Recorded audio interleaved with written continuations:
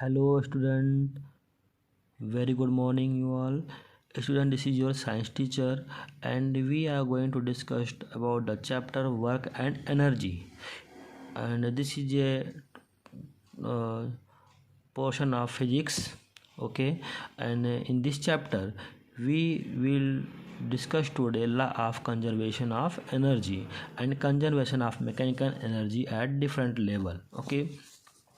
Before these topics you had learned about the potential energy and kinetic energy, okay. आप इसके बारे में हम आपको ऑफलाइन क्लासेस में इसके बारे में हम पहले ही बता चुके हैं कि पोटेंशियल एनर्जी क्या होती है, काइनेटिक एनर्जी क्या होती है, ओके।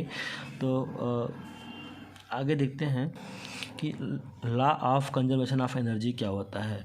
तो according to this law energy can neither be created, okay, energy can neither be created nor destroyed, it can only be converted from one form to another form, okay, we can only convert the energy from one form to another form। तो law of conservation of energy में हम आपको जिस प्रकार से यहाँ पे जो लिखा हुआ है कि एनर्जी को हम ना तो क्रिएट कर सकते हैं ना तो हम इसको हम डिस्ट्रॉय कर सकते हैं, we can only convert it from one form to another form. और इसके बहुत सारे एग्जांपल मैं आपको पहले ही ऑफलाइन क्लास में बता चुके हैं, ओके। तो ज़्यादा टाइम वेस्ट ना करते हुए हम आगे बढ़ते हैं। conservation of mechanical energy at different level, okay, let us just consider two cases where mechanical energy is conserved। two cases means case first, a ball is dropped from some height, एक ball लिया गया इसको कुछ ऊंचाई से क्या किया जाता है, ड्रॉप किया जाता है, गिराया जाता है। तो उस दौरान उसमें मैकेनिकल एनर्जी कितनी होती है ये हमें क्या करना है, डिस्कस करना है। और उसके बाद जब बॉल नीचे पहुंच जाता है तो उस पॉइंट पे बाल के पहुंचने पर टोटल मैकेनिकल एनर्जी कितनी होती है ये हमें कंजर्व करना है, ओके, ये हमें मतलब डिस्कस करना है। तो आप यहाँ पे देख सकते हैं ये एक बालक है, बच्चा है जो ऊपर से क्या कर रहा है, बॉल को नीचे की तरफ गिरा रहा है, ठीक ना। तो ये जिस पॉइंट से जिस प्लेस से वो गिरा रहा है इसको हमने पॉइंट ए मान लिया है, ठीक। और फिर बॉल के ऊपर गिरने से जब बॉल ऊपर ए पॉइंट से नीचे की तरफ गिरता है तो कुछ डिस्टेंस कवर करता है और डिस्टेंस कवरने के बाद मान ला कि बॉल बी पॉइंट पे पहुंचता है, ठीक ना। तो पॉइंट ए पे जो उसकी इनिशियल वेलोसिटी थी बॉल की वो कितनी थी, 0 थी, ओके। और पॉइंट बी पे जो बॉल पहुंचा तो उसकी इनिशियल वेलोसिटी कितनी हो गई, v हो गई, ठीक। और इस दौरान उसने कितना डिस्टेंस कवर किया, h1 डिस्टेंस कवर किया। टोटल डिस्टेंस कितना है, h है, और फ्रॉम ए टू बी जितना डिस्टेंस ने कवर किया वो कितना है, h1 है, ठीक। इस दौरान उसमें जो एक्सेलरेशन प्रोड्यूस होता है वो किसके कारण होता है, ग्रेविटी के कारण प्रोड्यूस होता है, ठीक ना। तो ये ए बराबर क्या कर दिया गया है, जी कर दिया गया है, ठीक। इसी को इन सभी वैल्यू को हम ध्यान में रखते हुए अब हम डिफरेंट पोजीशन पे क्या करेंगे, कंजर्वेशन एनर्जी को हम डिस्कस करेंगे, ठीक। फिर इसके लिए क्या किया गया है, देखिए, let us consider two cases from case work mechanical energy is conserved, okay. Case first, a ball is dropped from some height. अभी हमने आपको बताया कि एक बॉल है जो कुछ हाइट से कुछ ऊंचाई से नीचे की तरफ गिराया जाता है और बॉल का मास कितना है, स्मॉल में लिखा हुआ है, देखिए यहाँ पे एट ए, इस लेवल पे at a ball of mass जिसका मास क्या है, स्मॉलियम है, is dropped from a height h, okay. एक ऊंचाई से गिराया जाता है जिसकी दूरी कितनी है, h है। Here the mechanical energy of the ball, अभी हमने आपको बताया मैकेनिकल एनर्जी क्या होती है, मैकेनिकल एनर्जी काइनेटिक एनर्जी और पोटेंशियल एनर्जी का एडिशन होता है, सम होता है। तो यहाँ पे देखिए energy here the mechanical energy of the ball कितना होगा, mechanical energy of mechanical energy at एक पॉइंट पे, क्योंकि हमें निकालना है mechanical energy at point A equal to कितना हो जाएगा, kinetic energy plus potential energy at the position A, okay. So यहाँ पे देखिए काइनेटिक एनर्जी का वैल्यू कितना होता है, फार्मूला कितना होता है, 1/1/2 mv² होता है, ओके। और पोटेंशियल एनर्जी का फार्मूला क्या होता है, mgh, इसको हम पहले ही पढ़ चुके हैं, ओके। तो यहाँ पे देखिए v की वेलोसिटी जो था, इनिशियल वेलोसिटी कितना था, 0 था। तो इनिशियल वेलोसिटी जो 0 था उस 0 वैल्यू को हमने v के स्थान पे पुट कर दिया, क्योंकि वेलोसिटी 0 थी, इसलिए इसकी वैल्यू कितनी हो जाएगी, 0 हो जाएगी। और जब 0 हो जाएगा तो इसको स्क्वायर करने पर पूरा टर्म क्या हो जाएगा, ये 0 हो जाएगा। ओके, और यहाँ पे g देखिए a बराबर क्या होता है, g होता है। ओके, तो ए बराबर 0 मतलब कि जो एक्सेलरेशन है उस बॉल में जो एक्सेलरेशन प्रोड्यूस हो रहा है वो ग्रेविटी के कारण प्रोड्यूस हो रहा है। तो इसलिए क्या कर दिया गया है, mgh। ओके, तो टोटल एनर्जी यहाँ पे जो मिली, कंजर्व एनर्जी मिली एट द पॉइंट ए पे, वो कितनी है, mgh। पॉइंट ए पे मैकेनिकल एनर्जी टोटल कितनी हुई, mgh, क्योंकि ये टर्म क्या हो गया, पूरा 0 हो गया। 0 क्यों हो गया, कि वेलोसिटी यहाँ पे क्या थी, 0 थी। तो वेलोसिटी 0 होने से पूरा भी जो टर्म हो जाएगा क्या हो जाएगा, 0 हो जाएगा। और 0 में जब हम पोटेंशियल एनर्जी को ऐड करेंगे तो जो हमें एनर्जी मिलेगी, वो पोटेंशियल एनर्जी जो मिलेगी वो क्या मिलेगी, mgh। Okay, total energy, total mechanical energy कितनी मिलेगी, mgh मिलेगी। ओके, ये तो हम बात कर लिए पॉइंट ए पे। ओके, अब देखते हैं पॉइंट बी पे।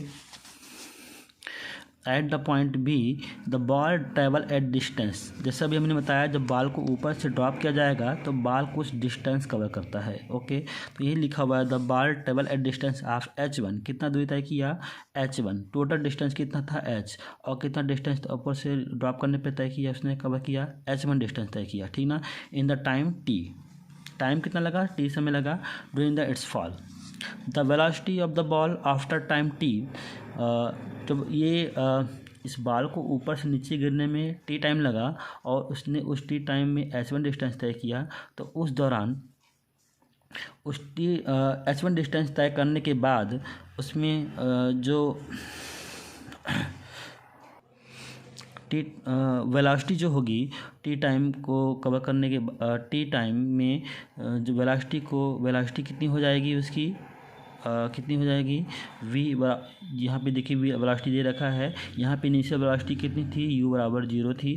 पॉइंट बी पे देखिए, पॉइंट बी लिखा हुआ है, पॉइंट बी पे इसकी इनिशियल वेलोसिटी कितनी हो जाएगी, v हो जाएगी। ओके, तो h1 डिस्टेंस तय करने के बाद उसकी जो इनिशियल वेलोसिटी थी वो कितनी हो गई, वो v हो गई। ओके, अब यहाँ पे हमें क्या करना है, इस पॉइंट पे, बी पॉइंट पे हमें क्या निकालना है, टोटल मैकेनिकल एनर्जी हमें निकालना है। ओके, तो यहाँ पे देखते हैं, अब इस पॉइंट बी पे टोटल मैकेनिकल एनर्जी हमें निकालने के लिए हम क्या करेंगे, वहाँ पे हम इक्वेशन ऑफ मोशन अप्लाई करेंगे, v² minus u² equal to as। Okay, और यहाँ पे इनिशियल वेलोसिटी कितनी थी, 0 थी। a बराबर क्या है, g है, मतलब कि ग्रेविटी के कारण जो हो रहा है उसमें एक्सेलरेशन प्रोड्यूस हुआ है। और s क्या है, डिस्टेंस है, जिसने h1 डिस्टेंस तय किया है। h1 हाइट जो यहाँ पे है इसको हम डिस्टेंस मान सकते हैं, क्योंकि इसने a से b तक यहाँ पे जो डिस्टेंस तय किया है, ठीक। और फिर क्या है, v वेलोसिटी कितनी हो गई है, वो v हो गई है।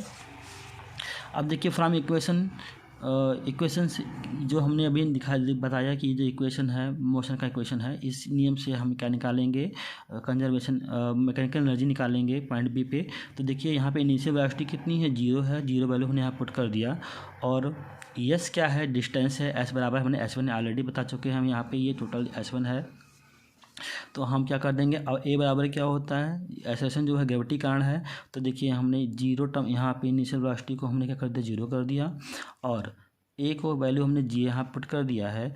और h1 जो है, एस की वैल्यू जो की हमने क्या दी, h1 कर दी है।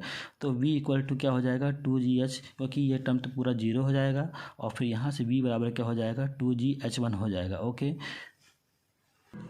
तो total mechanical energy at B point पे क्या हो जाएगा, काइनेटिक एनर्जी और potential energy at the point B. Okay, तो काइनेटिक एनर्जी का फार्मूला 1/2 mv², और पोटेंशियल एनर्जी का फार्मूला क्या होता है, mgh होता है। जहाँ पे टोटल, यहाँ पे जो h है वो टोटल डिस्टेंस है, s से माइनस h1 निकल कर देंगे तो टोटल डिस्टेंस हमारा आ जाएगा, क्योंकि जितना डिस्टेंस ने तय कवर किया था बॉल ने। उसके बाद देखिए 1/2 m × v² की वैल्यू अभी हमने निकाला क्या था, हमने अभी निकाला है क्या, 2GH1, ये हमने वैल्यू निकाली थी किसकी, वी स्क्वायर की। ओके, तो ये वैल्यू हम क्या कर देंगे, इस वी स्क्वायर में पुट कर देंगे और उसके बाद देखिए MgH हमने जो फार्मूला जो यहाँ पे था उसको हमने सेम टर्म यहाँ पे उतार लिया। ठीक, अब देखिए यहाँ पे MgH ये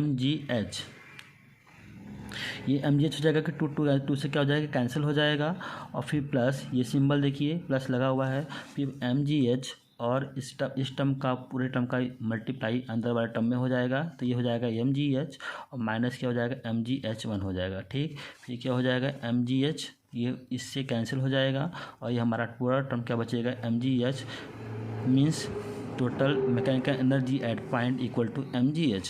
ओके, देयरफॉर लिखा देखिए, therefore total energy at A is equal to total energy at B। मतलब ए पॉइंट पे जितनी एनर्जी थी उतनी ही एनर्जी कहाँ पे हमें मिली, टोटल एनर्जी पॉइंट बी पे भी मिली। दस एनर्जी रिमेंस कांस्टेंट, एनर्जी जो होती है हमेशा क्या होती है, रिमेंस कंजर्व रहती है during a free fall. Okay, during a free fall energy जो होती है वो क्या होती है, हमेशा कंजर्व रहती है। ओके, यही हमें प्रूव करना था कि डिफरेंट लेवल पे जो एनर्जी होती है वो कितनी होती है, टोटल मैकेनिकल एनर्जी कितनी होती है। तो यहाँ पे देख रहे हैं ए पोजीशन पे भी सेम एनर्जी थी और बी पोजीशन पे भी सेम एनर्जी है, यानी एनर्जी क्या रहती है, कंजर्व रहती है। ठीक, तो अब हम क्या करते हैं, if we analysis the fall in detail we will find that as the ball falls down it loses its potential energy. जब बॉल ऊपर से नीचे गिरती है तो अपनी पोटेंशियल एनर्जी क्या करती है, लूज़ करती है।